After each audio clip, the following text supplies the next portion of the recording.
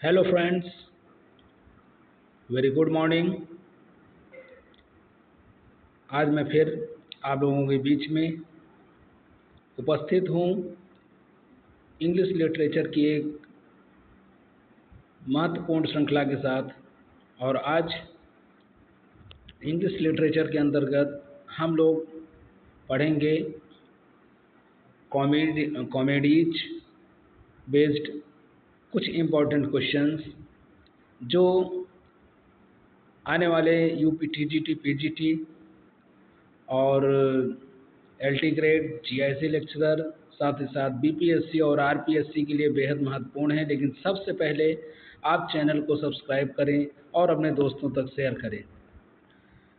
तो आज हम लोग पढ़ने जा रहे हैं। तो सबसे पहले थोड़ा हम समझेंगे ये रोमांटिक कॉमेडी होती क्या है। तो the romantic comedy is basically a love comedy. पहली चीज़ समझिए रोमांटिक कॉमेडी क्या होती हैं। ये मूलतः लव कॉमेडी होती हैं और these comedies always and in happy marriage of true lovers.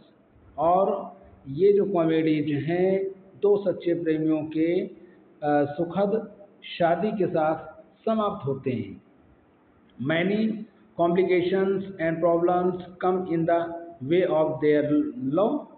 और उनके प्यार में यानी किसके दो सच्चे प्रेमियों के प्रेम के मार्ग में बहुत सारी बाधाएं आती हैं। और many times their love touches the level of failure. और कभी कभी तो ऐसा लगता है कि उनका जो प्रेम है वो असफल होने जा रहा है। और the path of true love never did run smooth. और ये किसी कवि ने या विद्वान ने कहा है क्या, the path of true love never did run smooth. सच्चे प्रेम का जो मार्ग है वो बिल्कुल साफ नहीं होता। But we remain confident. लेकिन हमें विश्वास होता है कि समहाउ किसी न किसी प्रकार से जो लोग कॉमेडी देखते हैं, जो लोग कॉमेडी को पढ़ना पसंद करते हैं, उन लोगों को मालूम होता है कि किसी न किसी प्रकार से क्या होगा। All the obstacles will be removed, हट जाएंगे, and their love will come to happy ट्विशन।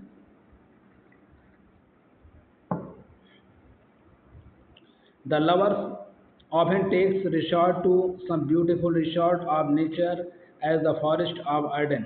जैसे फॉरेस्ट ऑफ अर्डन कहाँ है, एज यू लाइक इट।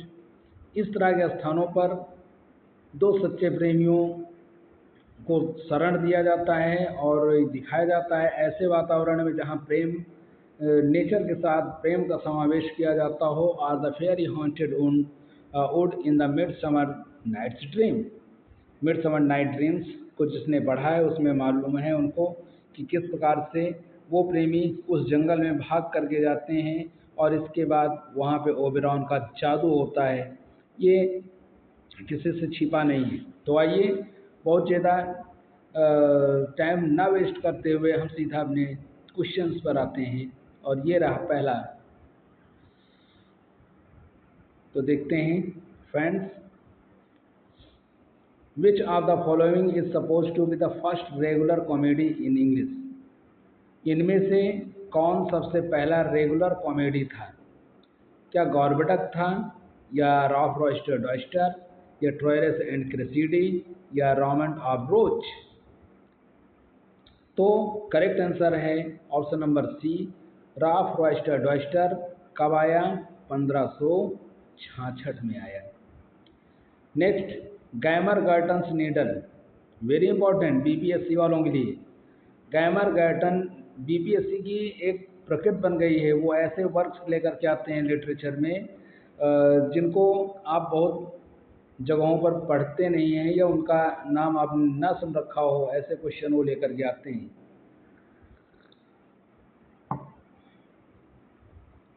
तो Gammer Gurton's Needle is one of the earliest English comedy. ये क्या थी? इंग्लिश कॉमेडी थी। पूछा जा रहा है हु इज इट्स ऑथर, इसका लेखक कौन है?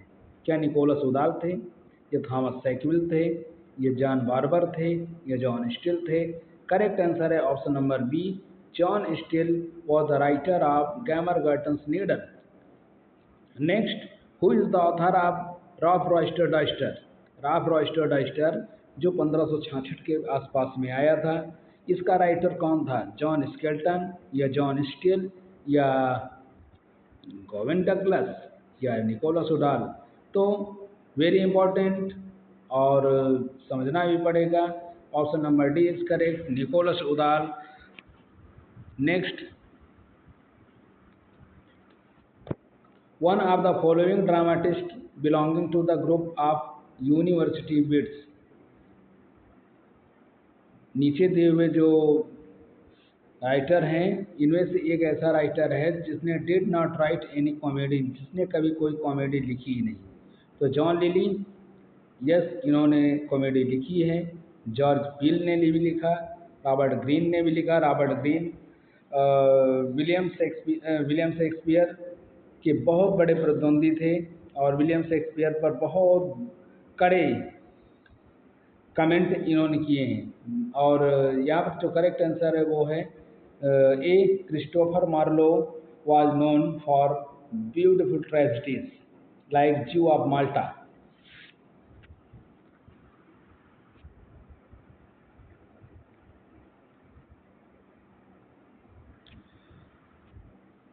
अगला है, who is the author of Friar Bacon and Friar Bungay?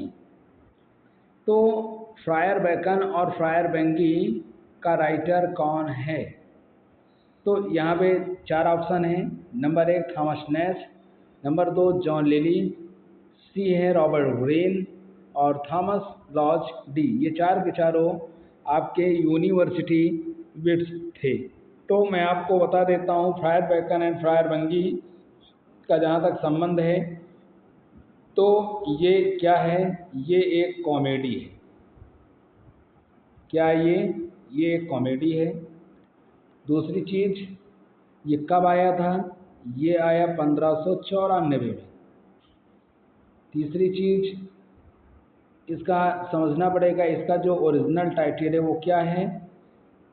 तो वो है the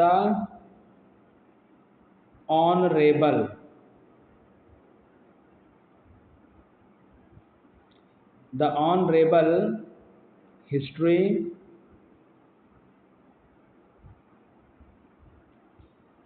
of Friar Bacon and Friar Bungay. तो ये था। तो यहाँ पे जो करेक्ट आंसर है वो क्या है? करेक्ट आंसर फ्रायर बैकन और फ्रायर बेंगी का क्या हो सकता है? तो जॉन लिली।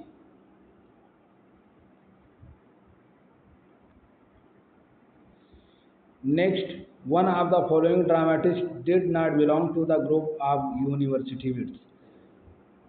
4 नाम दिए हुए हैं, इसमें से आपको सेलेक्ट करना है who was not a member of university wits. If Christopher Marlowe was the member of university wits, yes he was. George Peele, yes ये भी थे। और थॉमस किड, ये भी यूनिवर्सिटी विट्स थे, but he never went to any university. न तो ये ऑक्सफोर्ड यूनिवर्सिटी गए थे, न कैम्ब्रिज यूनिवर्सिटी गए थे, लेकिन फिर भी यूनिवर्सिटी विट्स थे। तो यहाँ पूछा गया जो यूनिवर्सिटी विट्स का मेंबर नहीं था, तो वो थे जॉन वेबस्टर। तो correct answer option number C. Next, Ben Jonson's comedies are called comedies of humour. Ben Jonson की जो कॉमेडीज हैं उनको कॉमेडी ऑफ ह्यूमर कहा जाता है, क्यों?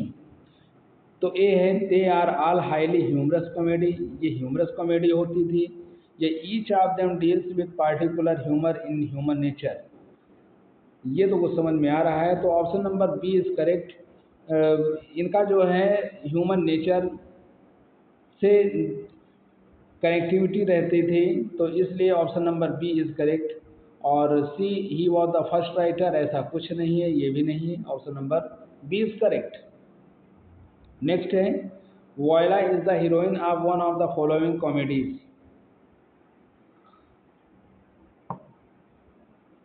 वॉयला हीरोइन है one of the following comedies of Shakespeare. ये नीचे दी हुई जो विलियम शेक्सपियर की कॉमेडीज हैं इनमें से किस कॉमेडी में वायला नाम की हीरोइन होती है? क्या all is well that ends well में, या मिडसमर नाइट्स ड्रीम में, या एज यू लाइक इट में, या ट्वेल्थ नाइट में? तो ये आप लोगों को मालूम होना चाहिए कि Viola was a famous heroine in Twelfth Night. Twelfth Night में वायला जो है सेजारियों के भेष में होती है, पुरुष परिधान में होती है और मुख्य हीरोइन होते हुए ज़्यादातर प्ले में एज अ मेल काम करती है। Next, if music be the food of low play on, give me excess of it that's surfeiting the appetite may chicken and so die. Which of the following comedies of Shakespeare begin with these lines? Twelfth Night, As You Like It, Two Gentlemen of Verona, or Much Ado About Nothing? So if music be the food of love, play on. This is the first line of the play, Twelfth Night. तो ये option number A is correct, B भी wrong है, D भी wrong है, C भी wrong है। और इसे बोलता कौन है? ये ट्वेल्थ नाइट में जो इसका प्रोटोगोनिस्ट ही ये लाइन बोलता है। और नेक्स्ट है under the green wood tree. Under the greenwood tree, who loves to lie with me and turn his merry note unto the sweet bird's throat, come hither, come hither, come hither. In which of the following comedies does this song appear? तो Love's Never Lost, या Midsummer Night's Dream, या Twelfth Night, या As You Like It? तो Under the Greenwood Tree ये जो song है ये बहुत फेमस सॉन्ग है और ये सॉन्ग कहाँ पर है? एज यू लाइक इट में इसे गाया गया है। और एक चीज़ मैं आपकी जानकारी के लिए बता देता हूँ कि एज यू लाइक इट में ये गाया गया है और इसको किसने गाया है? तो इसको गाने वाला है कौन? एमियंस। इसको किसने गाया? एमियंस ने गाया। It's okay. जो एक दरबारी होता है, ये पॉइंट आपको नोट रखना है, ये यूपी पीजीटी के लिए वेरी इंपॉर्टेंट है। पूछा जाता है कि who sang the song under the greenwood tree. Next जो दूसरी चीज़ है, अंडर द ग्रीनवुड ट्री नाम की एक नॉवेल भी है और ये नॉवेल किसने लिखा? हार्डी ने लिखा। यस, वही थॉमस हार्डी। और कब लिखा? 1872 में इसको इन्होंने प्रकाशित करवाया था। ये थॉमस हार्डी की सेकेंड नॉवेल है, थॉमस हार्डी की सेकेंड पब्लिश्ड नॉवेल है। ये भी आपको जानकारी रखना है। आइए आगे बढ़ते हैं।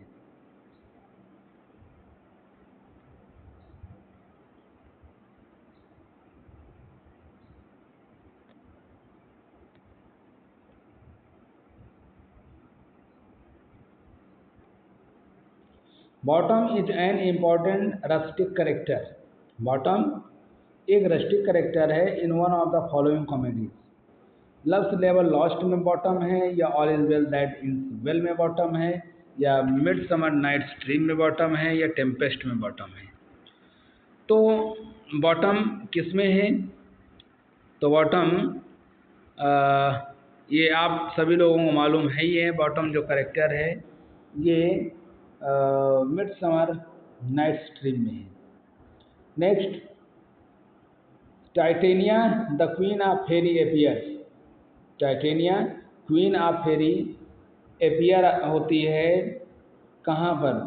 मिडसमर नाइट ड्रीम में, या टेम्पेस्ट में, या मच एडो अबाउट नथिंग में, या एज यू लाइक इट में? तो करेक्ट आंसर है option number A, midsummer night's dream might be correct answer. Midsummer night dream might be correct answer. Next, through whose trick Hermia and Helena. वो किसका trick था जिसके कारण Hermia और Helena reconciled to their true lovers Lysander and Demetrius। Hermia और Helena, Hermia किससे प्रेम करती थी? वो लाइसेंडर से प्रेम करती थी। हेलेना किससे प्रेम करती थी? डेमेट्रियस से प्रेम करती थी। बट डेमेट्रियस किससे प्रेम करता था? वो हर्मिया से प्रेम करता था। और इस तरह से ये व्यूह रचना, प्रेम का जाल फंसाया जाता है, बनाया जाता है। विलियम शेक्सपियर इस चीज़ में बहुत ही माहिर थे। तो ये जो मैटर है इसको कौन सुलझाता है? तो क्या ओबेरॉन किंग ऑफ फेरीज, या टाइटेनिया क्वीन ऑफ फेरीज, या पक एडेंडेंट टू द फेरीज, या बॉटम? तो करेक्ट आंसर है फ्रेंड्स ऑप्शन नंबर सी, पक जो है ना, पक इस मामले को सुलझाता है और पोशन ऑफ लव ये जिसके भी नज़रों में लगा देता है। इसके बाद क्या होता है, वो व्यक्ति जिसको भी पहली बार में देखता है वो उसके प्रति प्रेम में आसक्त हो जाता है। Next, in which play is there casket scene? किस प्ले में कॉस्केट सीन है? क्या ट्वेल्थ नाइट में, या विंटर्स टेल में, या टेम्पेस्ट में, या मर्चेंट ऑफ वेनिस में? तो कॉस्केट सीन ये कहाँ पे है? मर्चेंट ऑफ वेनिस में है। मर्चेंट ऑफ वेनिस का जो हीरो है बेसेनियो बेलमंड जाता है और बेलमंड में पोर्शिया जो होती है, सॉरी, बेलमंड में जाता है और बेलमंड में उसको जो है अपनी प्रेमिका के लिए जो है इनफैक्ट पोर्शिया ही होती है। और पोर्शिया को चुनने के लिए उसको जो है 3 कॉस्केट चुनने पड़ते हैं। और उसमें क्या होता है कि किसी एक कॉस्केट में पोर्शिया की तस्वीर होती है और उस तस्वीर जिस कॉस्केट में पोर्शिया की तस्वीर है, अगर उसको वो चुनेगा तो तभी बेसेनियो की उसके साथ शादी हो पाएगी। ऐसा कुछ कहानी है। ऐसा बहुत ही बेहतरीन ये कॉमेडीज़ है। तो फिर होता क्या है कि बेसेनियो करेक्ट कॉस्केट का चुनाव करता है और उसके साथ पोर्शिया की एक तरह से मंगनी हो जाती है और पोर्शिया उसको अपनी अंगूठी पहनाती है और ये कहती है कि आप वादा करो कि इस अंगूठी को आप कभी अपने आप से अलग नहीं करोगे। बहुत बढ़िया स्टोरी है, इसको आप ज़रूर पढ़ें। तो correct answer option number C.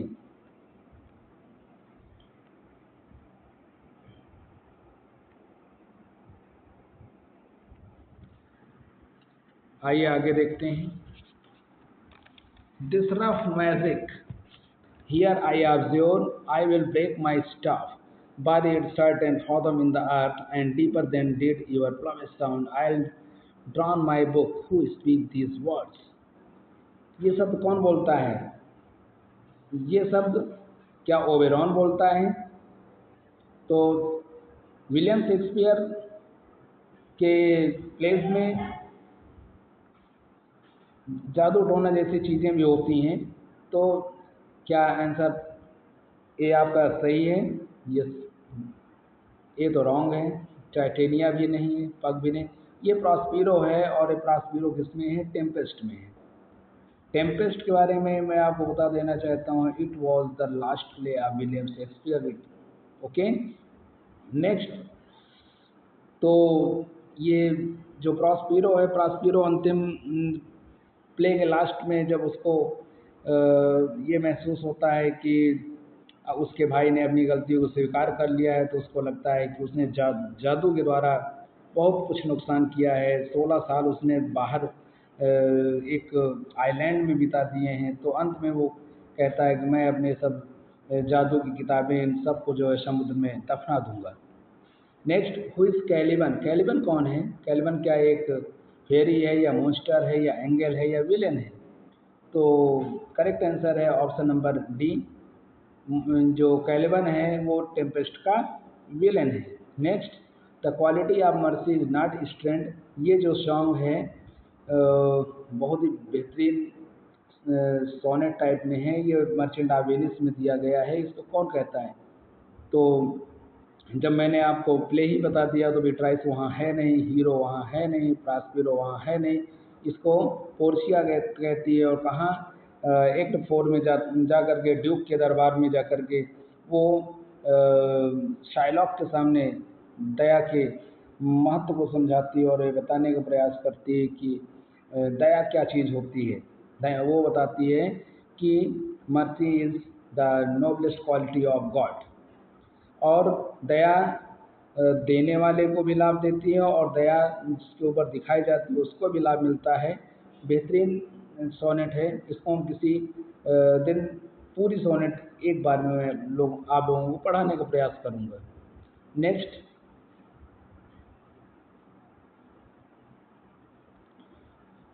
Enemies play to Hero and Beatrice appear. वो कौन सा प्ले है जिसमें हीरो और विट्राइस नाम के कैरेक्टर आते हैं? क्या लव्स लेवर लॉस्ट में, या मेजर फॉर मेजर में, या एज यू लाइक इट में, या मच एडो अबाउट नथिंग में? तो correct answer option number D, Much Ado About nothing में हीरो एंड विट्राइस नाम के कैरेक्टर आते हैं। Next, Florizel and Perdita. Florizel Perdita appears as lover and beloved. Florizel और पर्डिटा ये किस प्ले में आते हैं? क्या सिम्बलिन में आते हैं? नहीं। टेम्पेस्ट में? बिल्कुल नहीं। पेरिक्लिस में? नहीं। Option number C is correct. The winter's tale में पर्डिटा और फ्लोरिजल नाम के character as lover and beloved आते हैं। Next, full for the faith high father life of his bones are coral made, those are pearls that were his eyes. ये चीज़ें कौन कहता है? क्या बॉटम कहता है, या एरियल कहता है, या कैलिबन कहता है, या टच स्टोन कहता है? Correct answer option number B, it was said by Ariel. Next, who is the author of Willy Beguiled. Willy Beguiled नाम का जो ये एक प्ले है और इसका ऑथर कौन है? तो विली विगाइल्ड नाम का जो ऑथर है, मतलब प्ले है, इसका ऑथर कौन हो सकता है? तो करेक्ट आंसर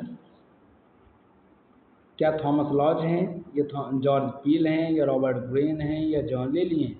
ये चार के चारों आपके यूनिवर्सिटी बिट्स थे। Correct answer option number B, George Peele was the writer of Willy Beguiled. Next question,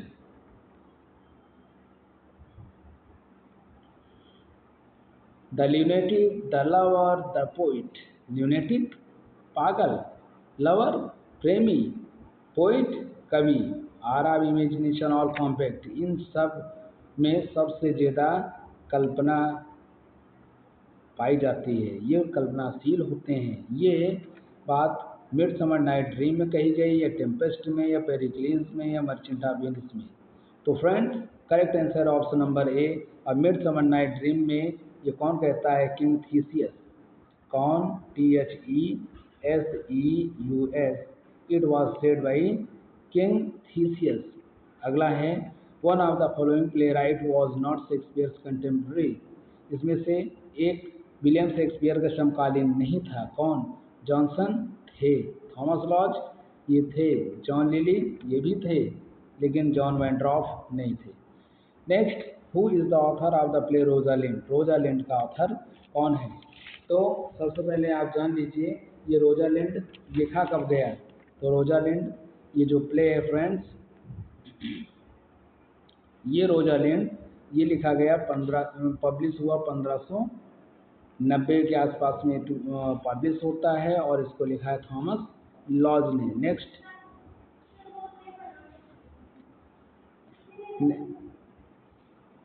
what is Shakespeare's Venus and Adonis. William Shakespeare का वीनस एंड एडोनिस क्या है? क्या ये एक लव कॉमेडी है, या रोमांस है, या लिरिकल प्ले है, या नैरेटिव पोएम है? तो वीनस एंड एडोनिस एक नैरेटिव पोइम है, और ये कब आया था? ये आया था 1593 में। 1593 में वीनस एंड एडोनिस आया था। तो फ्रेंड्स, आई थिंक बिल्कुल, तो आज बस इतना ही, और नेक्स्ट सेशन के साथ मैं फिर आप लोगों के बीच में हाजिर होऊंगा। बहुत बहुत धन्यवाद।